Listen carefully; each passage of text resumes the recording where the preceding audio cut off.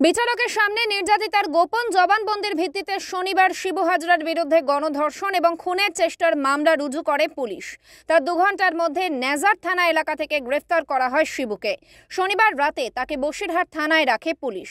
রবিবার আদালতে পেশ করার উদ্দেশ্যে শিবুকে থানা থেকে বের করতেই ওঠে চোর চোর স্লোগান। গণধর্ষণ ছাড়াও আদিবাসীদের জমি দখল করে ভেড়ি বানানোর অভিযোগ উঠেছে শিবু হাজরার বিরুদ্ধে। এদিন আদালতে শিবুকে পেশ করে সরকারি আইনজীবী দাবি করেন তদন্তের স্বার্থে শিবুকে 10 দিনের জন্য হেফাজতে প্রয়োজন। শিবু একজন প্রভাবশালী ব্যক্তি, তাকে মুক্তি দিলে তথ্য প্রমাণ নষ্ট হতে পারে। মানে পুলিশ 10 ডেজ পিসি পেয়ার করেছে, অর্ডার এখনো পেন্ডিং আছে, দেখা যাক কি কারণে 10 ডেজ আপনারা কি বিষয়টা সামনে রাখবেন কোর্টে। For the purpose of investigation, collection of evidence, identification of অ্যাকুজ if any. কি অভিযোগ রয়েছে একটু বলবেন?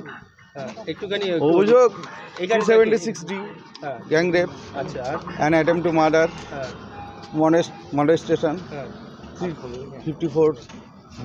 আচ্ছা, প্রথম দিকে তো মার্ডার, অ্যাটেম্প টু মার্ডার আর গণধর্ষণের উপরে। হ্যাঁ, কি হয়েছে একটু বলুন। পরবর্তীকালে অ্যাড হয়েছে কোন কোন সেকশন? 376D আর 307। আপনারা কতদিনের পিসি চাইলেন? 10 দিনের। পাল্টা শিবুর আইনজীবী বলেন, পুলিশের অভিযোগে কোথায় গণধর্ষণ হয়েছে তার কোনো উল্লেখ নেই। 8ই ফেব্রুয়ারি অভিযোগ দায়ের হলেও প্রায় 1 সপ্তাহ পর 15ই ফেব্রুয়ারি কেন নির্যাতিতার গোপন জবানবন্দি নেওয়ার ব্যবস্থা করলো পুলিশ? শিবপ্রসাদ হাজরা যে অভিযোগ আছে, রেখা দেবী উনি অভিযোগ করেছিলেন, রেখা পাত্র 7/2/2024 তারিখে শিবপ্রসাদ হাজরা এবং উত্তম সর্দার এরা একটা মিছিল নিয়ে যাচ্ছিল। বিকেল 3টের সময় এই রেখা দেবী তার বাচ্চা খেলছিল, সে রাস্তা দিয়ে বাচ্চাকে নিয়ে আসছিল এবং সেখানে শিবপ্রসাদ হাজরার বিরুদ্ধে ওই অভিযোগে এজাহারে কোনো অভিযোগ নাই।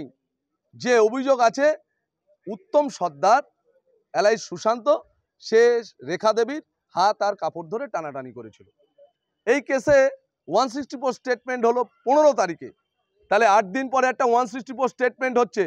যিনি ধর্ষিতা হয়েছেন 8 দিন পরে 24 ঘন্টার মধ্যে তাকে মেডিকেলে এক্সামিন করার দরকার ছিল, সেটা হয়নি।